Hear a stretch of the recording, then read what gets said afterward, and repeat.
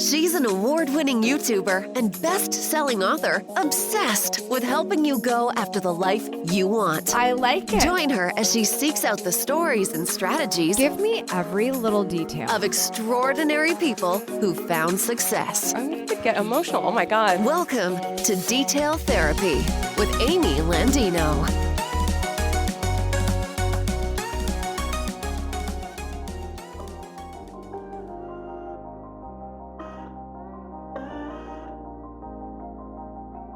I think it was a point where I started asking all these big questions, like, what is the meaning of life? Why am I here? What's my purpose? That's when I started, that's when it clicked for me. And not to say that you should never listen to what people tell you. That there are people who love you and people who you can trust. And those are people that you should always listen to what they have to say because they know you so well and they really genuinely care about you.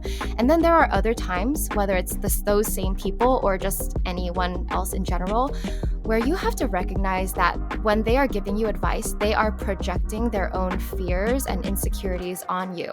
And it's not exactly in your best interest to follow their advice. Good morning, good life. Welcome back to Detail Therapy. You just heard a little bit of my conversation with Aileen Xu, or better known in the YouTube sphere as Lavendaire. In this episode, we'll be getting into the details about building confidence as a content creator. And while you're at it, handling the criticism and dealing with the inevitable feelings of needing external approval. What does that balance look like when you are going after the life you want and creating content to do it? And we'll also get into the benefits of meditation. If you're new here, hello, my name is Aileen Landino and I will be your host. I'm a success coach and founder at Gatlu House, a resource dedicated to helping you go after the life you want. You can see all of our work, including the show notes for this podcast, by visiting detailtherapy.online. I thought this would be a very well-timed Christmas Eve treat because there are so many lovely, lovely people in my community who are also big fans of this beautiful force online, Lavendaire. The two of us talk about really similar stuff and we have a lot of the same methodologies, just a little bit different tactics. And I think it is so much fun to have those conversations with people who are more like you than most, especially when it comes to self-development and your legacy and your spirituality. And I really had an amazing time talking to Lavendaire about all of the above. Also, you're going to hear me in the podcast, the amount of times I struggle in my mind to compute that I keep calling her Lavendaire like it's her name, because I just feel like it is her name. And believe it or not, as close as we feel because we know about each other and we see each other all of the time, we don't see each other all of the time. This is actually the first time we had a real conversation together. So it was really funny how much I was struggling with that, but forgive me for that. But I don't want to waste any time. We had an amazing conversation. And so I think we should just dive right in. Today's guest is Aileen Xu, the creator of the inspirational lifestyle brand Lavendaire. With a focus on personal growth and lifestyle design, Lavendaire empowers people around the world with the knowledge, tools, and resources to create their dream life. Her YouTube channel has more than 1 million subscribers. Her podcast, the Lavendaire Podcast, has over 5 million downloads. Lavendaire also offers a stationery line, including her best-selling Artist of Life workbook, a detailed guide to creating your most inspiring and successful year. Let's get into it with Lavendaire. Aileen Xu in the house. It's no offense. I know this is going to sound awful, but I can't not call you Lavendaire. It's okay. You can call me Lavendaire. It's fine.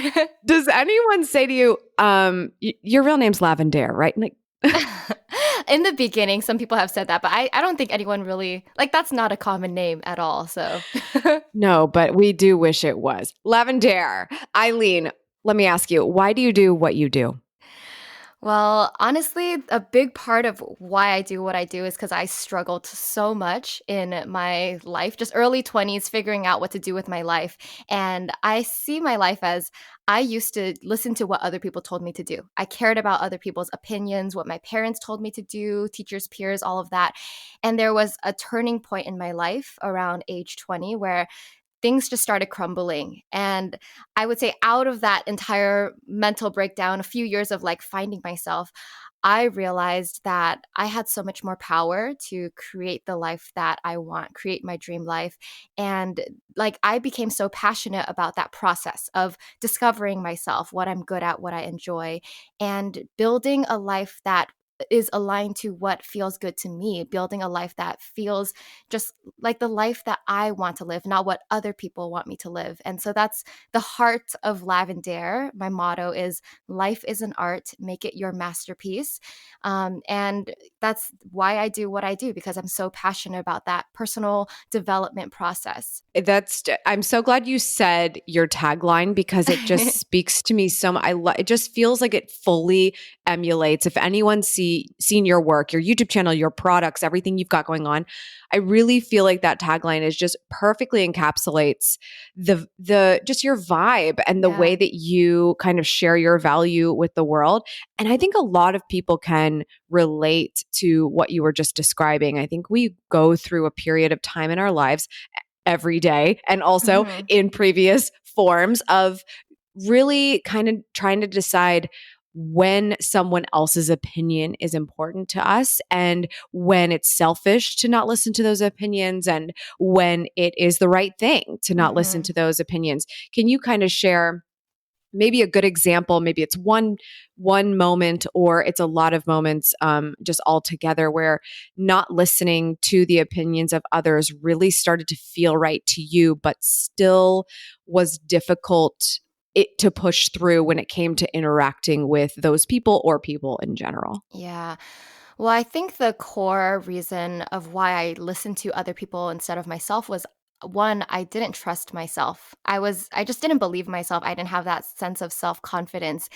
And two, it's you. I don't know. I think I was just on autopilot from the moment I was just the way I was raised to be obedient and to listen to what other people told me to do, to like do good in school for the sake of getting a good job and just take that traditional path.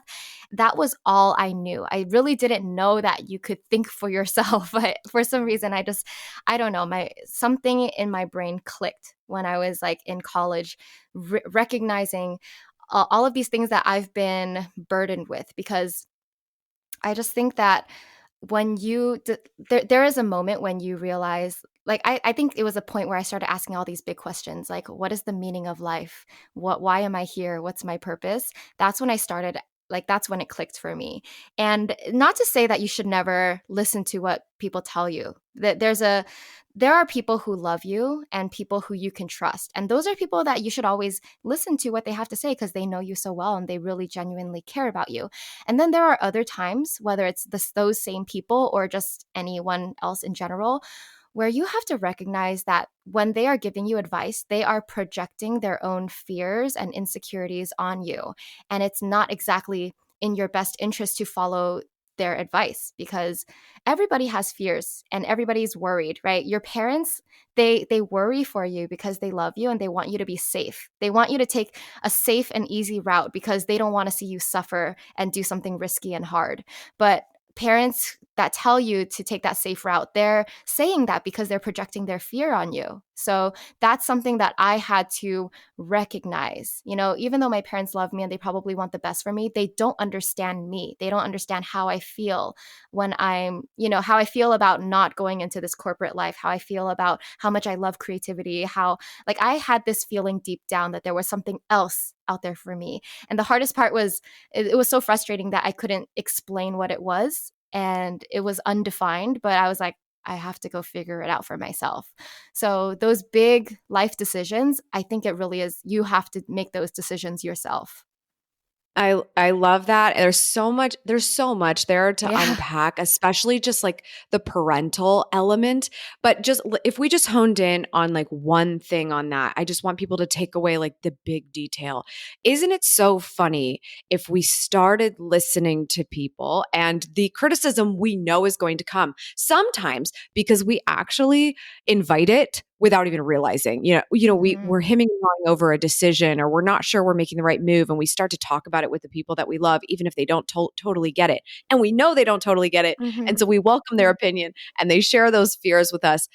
What if we stopped and listened just especially to the uninvited criticism and said, instead of, should I be hearing this for my own sake, but let me sit here and think about, why are they saying this in terms of how it applies to their life? Because I think we would understand where that projection is coming from so much quicker. And bless the parents of our lives. That fear is truly because they went to so much trouble to get you to the point Exactly. of where you are, Yeah. that they just simply want to make sure that that's, gonna pan out. And Yeah. and they don't know what else to teach you except for anything that they know. Just like we sit in Yes. our YouTube channels and we teach anything we know because we only have our own Yeah. experience to offer. So, yeah, all you know is what you know, and anything outside of that is going to seem very scary and uncertain. And if you're a parent who's like worrying, you're not going to want your child to do something outside of what you know. So just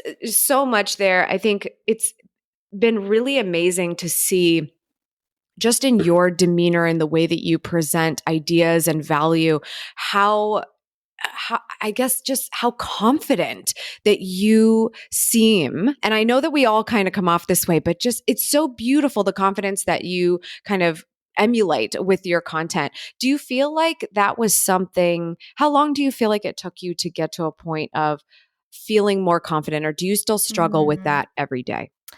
I'm definitely so much more confident now than when I started. So I would say in the first 2 years, I was not that confident, but it builds over time because once you post a video, you get some positive feedback and the wins kind of build up over time. So I would say maybe 2 to 3 years in was when I started becoming more and more confident in myself. Well, in the beginning, I didn't want to share my channel with my friends. I didn't want to share my videos. I was embarrassed to be making Oh a my video gosh, this about is so fear. relatable. And yeah, it's especially when I started Lavendaire, it was 2014, so a while ago. And at that time, it wasn't as common to talk about self-love or these concepts of finding your purpose and just these deeper concepts, because the life stage I was in, all my friends were just partying, going to music festivals. No one was talking about like, what are you going to do with your life? Everyone was just having fun. And I just felt so different for reading self-help books at that age.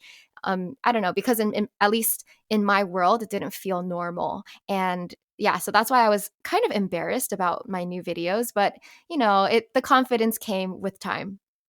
Yeah, absolutely. I love that. And I always say, we always have our hesitations and our unsteadiness. And a lot of times when you're in the business of working with platforms you don't have control over, confidence can waver, and you just pick up a little bit and take it with you along the way until you Hmm. collect enough to feel like you can still fake it till you make it. Yeah, I it really is fake it everybody's, till you make it. And then I eventually agree. with time, it becomes real. Absolutely. I Yeah. love that. So I went to my community over in Shine Squad because they have just been telling me forever, like, when are you going to sit down with Lavendaire? Like, we Oh. need to hear you two together. So I wanted to share their thoughts. And I'm going to start with a really fun question because I would love to hear this because I've had so much experience like this in my life. But Ellie asked, she would love to know how it's been going with your new puppy and Oh. how it's maybe been affecting your creative work. Okay. Yeah, honestly, my whole world this past month has been with my new puppy Togi. And being a new dog mom is exhausting. It just takes up so much time. And at the same time, obviously, it's so much fun. There's so much joy and Mm. love that I'd rather spend time with him than like focus on work. So it's been like a challenge finding my balance again, finding time for self-care, finding time to just do work. And I think it's just inspired me to be more mindful and more present. And this year, especially, maybe in the past 2 years, I've been caring less about being productive. I've been Mm. more like letting things flow naturally, less of forcing. And Amy, it's because I realized in like last year, I had this realization that the reason why I was forcing myself to hustle and be productive, number one, is out of habit. Because when you're starting a YouTube channel, the first few years, like you gotta work really hard. But then number two is I recognized that it was this like this ego desire, the ego that wants to look good and wants to, appear successful. And it's kind of, it's not real. I don't know how else to describe it, but it wasn't like a substantial reason to keep like succeeding. It was, I don't know, I just found like self-worth deep down, and I realized like I don't have to succeed to prove myself anymore. Like, I don't need to have this number of views, have this number of followers. It's not about that. And at one point in my life, it was about that. And focusing too much on the numbers really burnt me out, and it took out a lot of the joy sometimes of creating. And so, I don't know, this last year and this year, I've been really trying to let it flow more and not care so much about how well my channel does. I feel like I identify with this so much, just to like relate to you there. Yeah. It's funny, especially because I know that you're similar to me in doing a lot of really deep work. And when I say deep work, I'm not even talking about like deep project work, which there's definitely a direction you could go on that. I'm just talking about deep self work. Yeah. And when you start reading about stoicism and even like the law of attraction, I think you know a lot on that. And there's so much there that could be its own show. Mm-hmm. Just doing all of that and opening your mind and your heart to those things, it really gets so difficult to give a crap about the minutia of your publishing schedule Yeah. and these metrics and hitting these marks. And then it's, by the way, it's a bunch of people you don't even care about Mm-hmm. or brands that you're not even sure you want to work with that are holding you accountable on these silly marks. And it's like, this is absolutely taking the joy out of it. I'm not as creative. And that is where you start to lose yourself because Mm-hmm. your audience feels it. Have you noticed that? Oh yeah, yeah, definitely. So I feel like I always have to be as joyful and authentic as possible when I'm creating, because I honestly sometimes when I'm doing brand deals, it does feel like work, you know? So I try to do Mm-hmm. less of that and more of the projects that I'm excited about. Yeah. And there's nothing wrong with doing work when it's the work that you chose for your life. And let's Yeah. be honest, like whenever you turn a passion into your career, a job is still going to be a job sometimes. Mm-hmm. But really finding that special, I guess cadence or feeling that you had for it originally and trying not to lose that is so important. So hopefully your puppy Togi is helping with that. Oh I love yeah. that Yeah, so much. definitely. Denise is wondering, how do you maintain a daily routine without avoiding mental burnout? I definitely would love to hear what that's like. How does your routine help, Mm. or has it hindered you at all? Has it changed? What does that look like? I feel like a broken record because I always talk about my habits that are like my very core foundational habits. Is I always turn to journaling, meditation, and yoga. Those are three things that always ground me mentally. So, and I don't do them every single day. The most consistent one I am is with journaling. Is I'll find time to journal 1 to 2 to 3 pages whenever I can, especially in the mornings. But it's if I go about my life not doing any of those three things, I really start feeling things crumble mentally. I just feel stressed and anxious. And doing any of those three things, those always center and ground me. And, when you meditate, it gives you some space, right? You might feel stressed and overwhelmed with the work you have to do. And then after you meditate or do yoga or something, it feels much smaller and you feel much lighter. So, yeah, those are things I always like to do.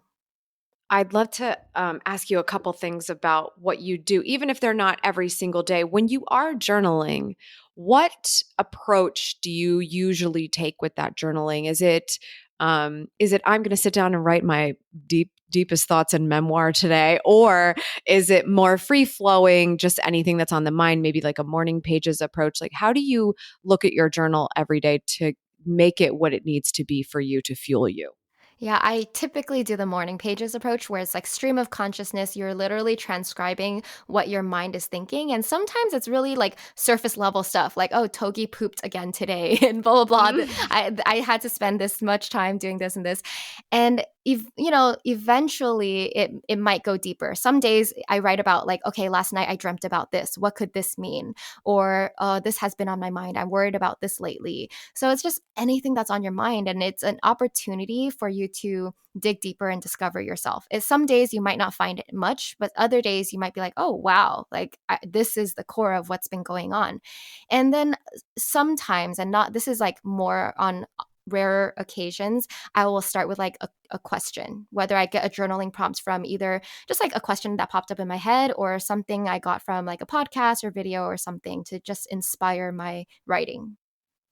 I love that. I love a good thought provoking Yeah, like question. sometimes just like from Instagram, you'll see something and be like, oh, I should dig deeper in that. Mm. Yeah, it's good to find the good stuff on Instagram. That's actually like helpful too. Yeah. And that's a really good tip.